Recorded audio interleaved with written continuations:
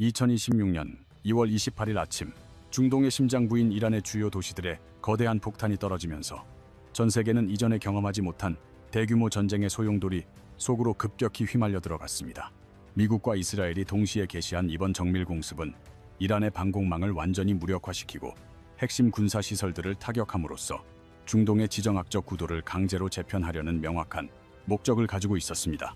단순한 국지적 충돌을 넘어 이란의 핵 프로그램 시설과 미사일 생산 인프라, 그리고 정권의 지휘부인 중심부를 겨냥한 이번 작전은 이란이라는 국가 시스템의 심장을 정확하게 꿰뚫은 치명적인 공격이었습니다.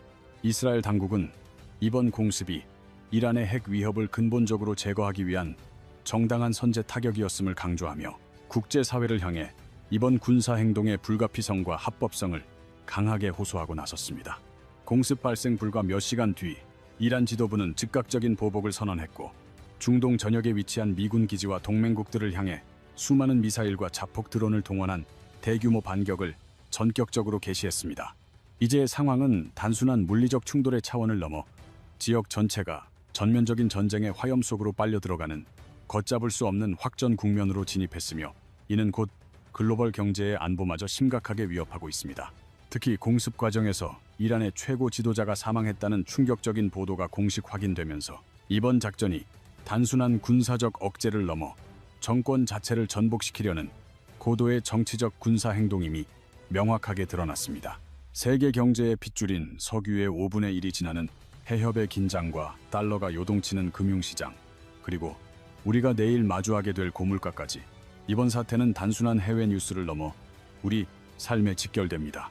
지금 우리 눈앞에서 벌어지는 일들은 단순히 중동 분쟁의 단편적인 소식이 아니라 향후 몇 년간 전 세계의 금리와 환율, 그리고 우리의 경제적 운명을 결정지을 거대한 역사적 사건의 시작입니다. 저는 오늘 여러분과 함께 이 전쟁의 표면 아래 숨겨진 지도부의 계산과 과거 전쟁 패턴을 통해 도출한 경제 공식, 그리고 소중한 자산을 지키기 위한 실전 생존 가이드를 깊이 있게 분석하려 합니다. 우리가 가장 먼저 주목해야 할 점은 미국과 이스라엘이 전 세계를 향해 내세운 이번 공습의 공식 명분인 이란의 핵무기 고도화 저지라는 주장이 과연 얼마나 타당한지 팩트를 체크해보는 일입니다. 국제원자력기구인 IAEA의 보고서에 따르면 이란은 이미 무기화 직전 단계인 60% 고농축 우라늄을 약 400kg 내외까지 축적한 것으로 파악되어 국제적인 긴장과 경고를 지속적으로 받아왔습니다. 일반적인 원자력 발전소에서 사용하는 평화적 목적의 우라늄 농축도가 5% 미만임을 감안할 때 60%라는 수치는 이미 민간용을 아득히 넘어선 매우 위험하고 치명적인 군사적 임계점에 도달했음을 의미합니다. 일단 농축도가 60%에 도달하면 핵폭탄 제조에 필요한 최종 단계인 90%까지 농축하는 것은 기술적으로 단시간 내에 가능한 그야말로 스위치를 켜는 수준의 시간 문제일 뿐이라고 많은 전문가들은 경고합니다. 게다가 이란은 최근 몇 달간 사찰단의 핵심 시설 접근을 고의로 차단하고 검증용 감시 카메라까지 꺼버리는 극단적인 행동을 보이면서 미국과 이스라엘에게 공격을 위한 완벽한 명분을 제공한 셈이 되었습니다.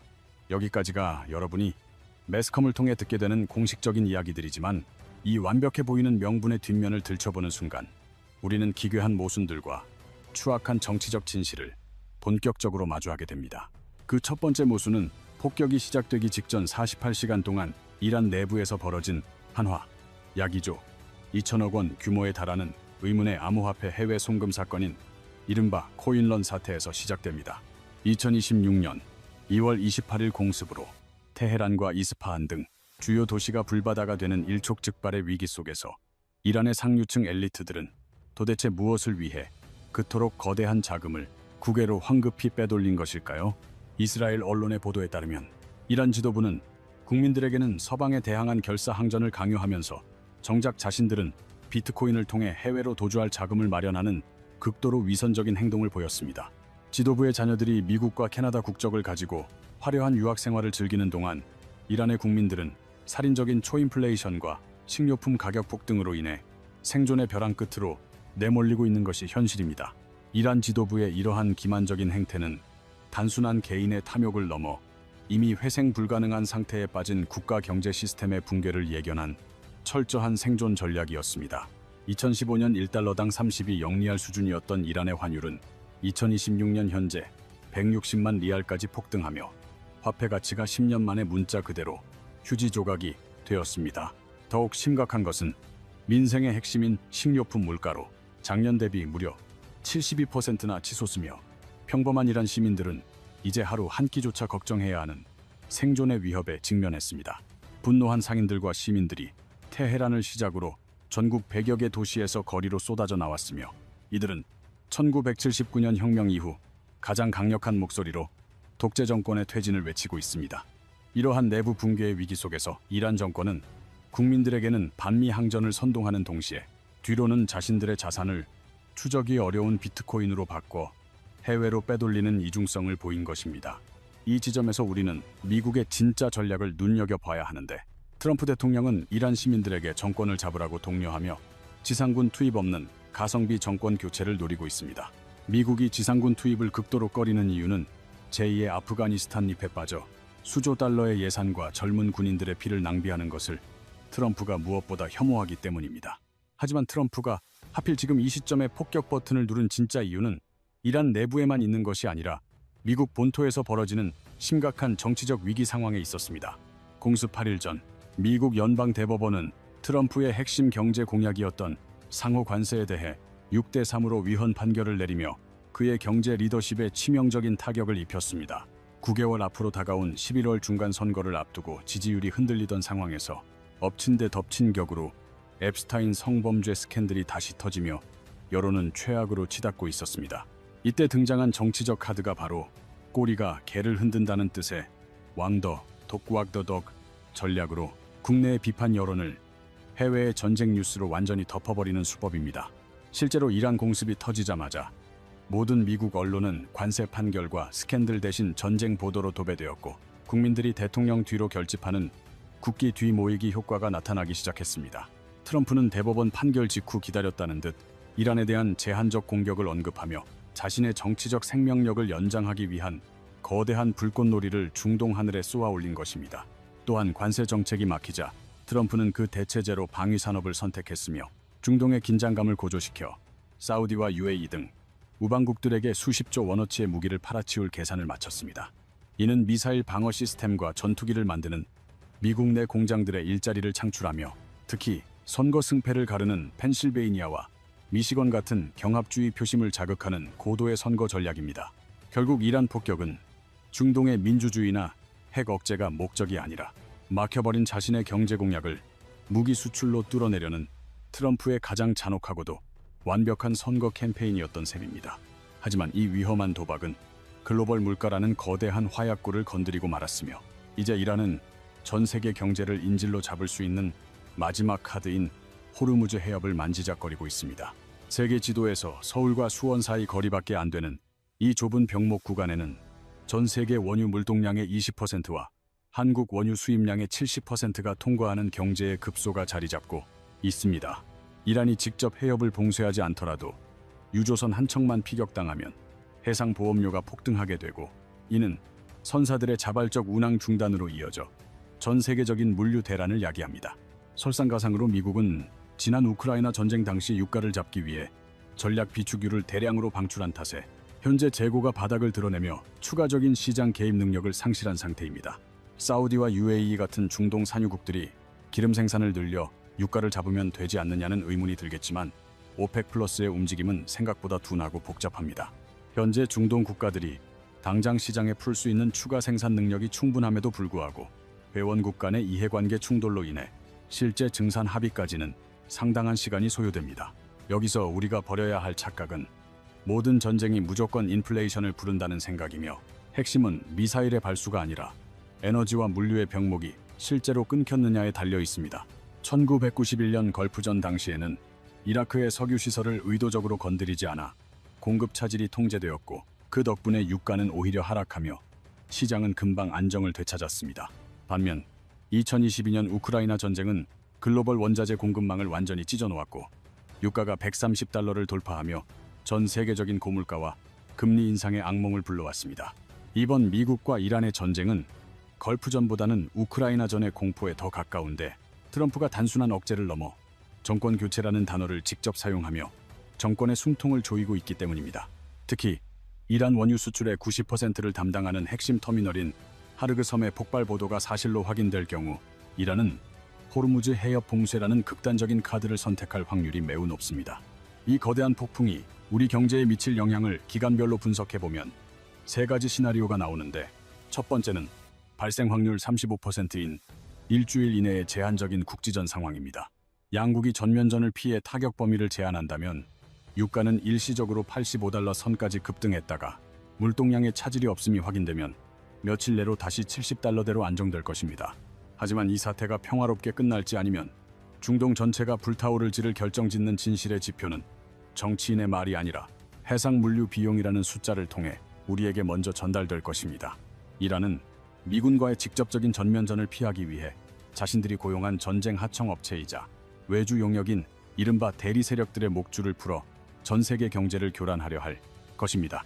이들은 저항의 축이라 불리며 돈과 미사일은 이란 본사가 되고 피는 하청 업체가 흘리는 구조를 통해 이란은 지정학적 이익만 챙기고 위험은 외주화하는 꼬리 자르기 전략을 구사합니다. 여기서 진짜 전쟁의 변수는 하청 업체들의 보복 의지가 아니라 그들이 지금 당장 물리적으로 무엇을 할 수 있느냐에 달려 있으며, 우리는 이들의 전력을 냉정하게 분석해야 합니다. 레바논의 헤즈볼라는 가장 강력한 무장 단체이지만 최근 이스라엘과의 교전으로 전력이 크게 소진되어 새로운 거대 전선을 형성하기에는 상당한 의문부호가 붙어있는 상태입니다. 이라크의 시아파 민병대들은 중동 내 미군 기지들을 드론과 로켓으로 지속적으로 압박하며 미군의 발을 묶어두는 성가신 역할을 수행하며 전쟁의 피로도를 높일 것입니다. 그리고 가장 위험한 와일드카드는 바로 예멘의 후티 반군으로, 이들은 전 세계 경제의 목줄을 쥐고 바닷길을 직접 타격할 수 있는 해상 교란 능력을 갖추고 있습니다. 후티 반군이 상선에 드론과 미사일을 꽂아 넣는 행위는 단순한 지역 분쟁을 넘어 글로벌 경제에 직접적인 타격을 주는 행위이며, 이는 곧바로 전 세계 물류비의 폭등으로 이어집니다. 이들의 해상 타격 능력이 가동되면 글로벌 보험사들은 해상전쟁 보험료를 수십 배로 올릴 것이고, 선사들은 어쩔 수 없이 아프리카 희망봉으로 수천 킬로미터를 우회하게 됩니다. 배송기간이 한 달 이상 늘어나고 운임지수가 천정부지로 치솟으면 유가는 $90에서 $100 선에 고착화되며, 이것이 바로 우리가 경계해야 할 진짜 확전의 시그널이 됩니다. 바닷길 물류비의 폭등은 결국 마트의 밀가루와 식용유 가격을 올리는 밀크플레이션으로 이어지며, 중동의 미사일 한 발이 대한민국 여러분의 식탁에 직격탄을 날리는 끔찍한 결과를 초래합니다. 지정학적 위기가 커질 때 우리가 반드시 이해해야 할 거시 경제의 첫 번째 원리는 바로 모든 자본을 집어삼키는 달러 진공 청소기 효과입니다.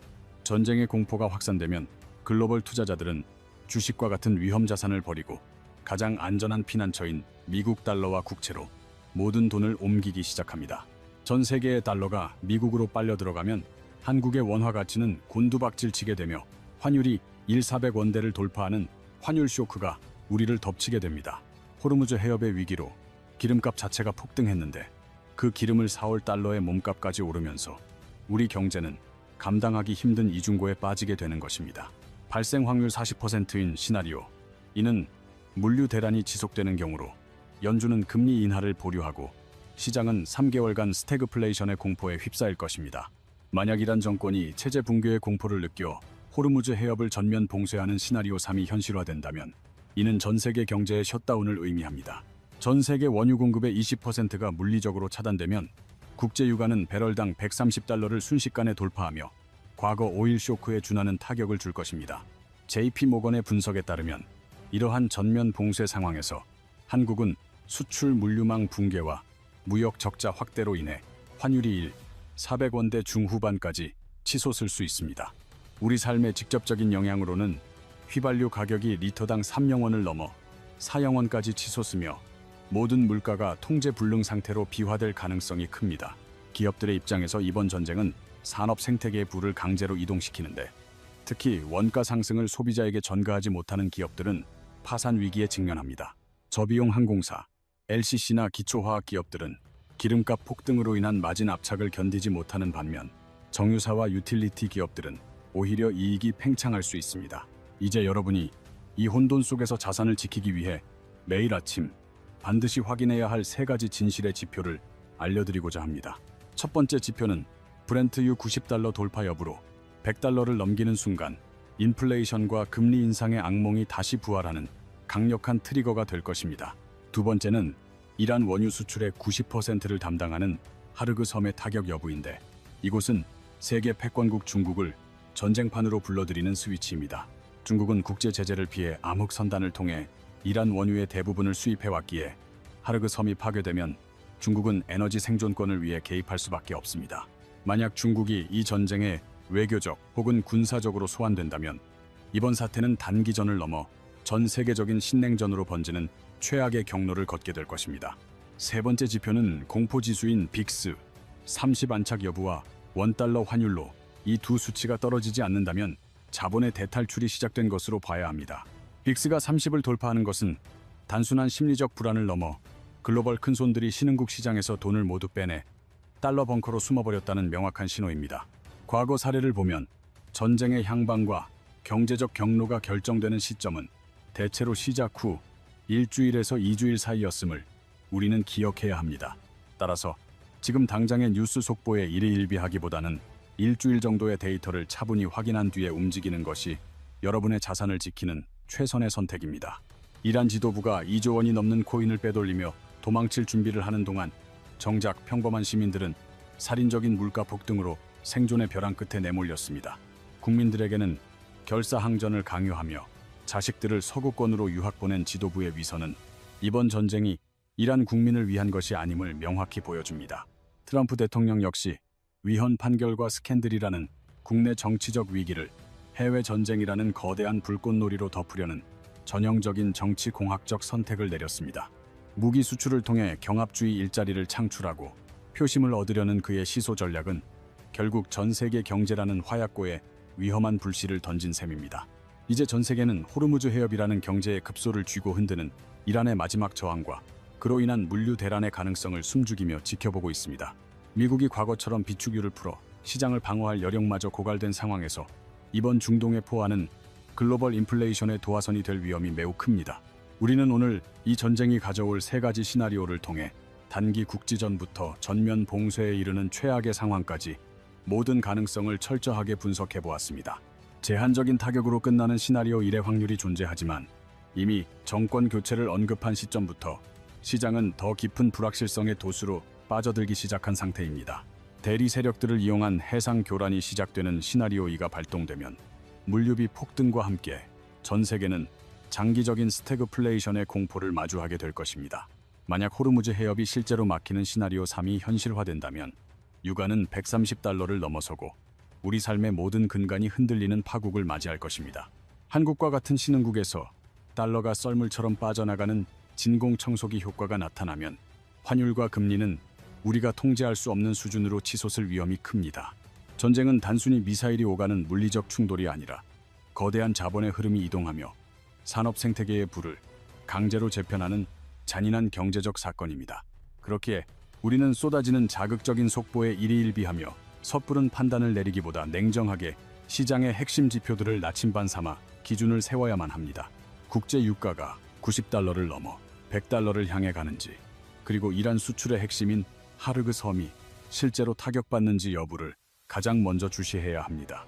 특히 중국을 전쟁판으로 소환하는 스위치인 하르그 섬의 운명은 이번 사태가 단기전으로 끝날지 신냉전으로 비화될지를 결정지을 가장 중요한 열쇠가 됩니다. 공포지수인 빅스가 30 위에서 안착하고 환율이 1,400원대를 유지한다면 이는 글로벌 자본이 이미 안전한 벙커로 숨어버렸다는 명확한 대피 시그널입니다. 진정한 승자는 포화 속에 직접 뛰어드는 자가 아니라 그 이면에 숨겨진 금리와 물가의 톱니바퀴를 읽어내어 변화하는 세상에 미리 대비하는 자입니다. 뉴스에 나오는 명분 뒤에 누가 진짜 이익을 보는지, 그리고 왜 하필 지금 이 사건이 터졌는지 질문을 던지는 순간 세상이 다르게 읽힙니다. 오늘 함께 분석한 통찰들이 불확실한 시장 속에서 여러분의 소중한 자산을 지키고 흔들림 없는 투자 기준을 세우는데 큰 힘이 되길 바랍니다. 이번 영상이 유익하셨다면 구독과 좋아요를 통해 지속적인 경제 통찰을 받아보시고 더 깊은 전략을 위해 알림 설정까지 꼭 잊지 마시길 부탁드립니다.